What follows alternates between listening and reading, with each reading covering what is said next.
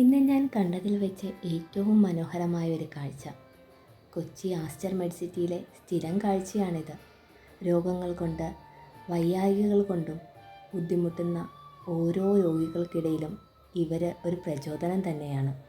തൻ്റെ കണ്ണിൻ്റെ കാഴ്ച പരിമിതിയിലും ഇത്രയും മനോഹരമായ സംഗീതങ്ങൾ ആലപിച്ച് മറ്റുള്ളവരുടെ മനസ്സിനെ കുളിർമയും സന്തോഷവും പ്രതീക്ഷയും എല്ലാം നൽകുന്ന ഈ ഗായകർ ഒരു അത്ഭുതം തന്നെയാണ്.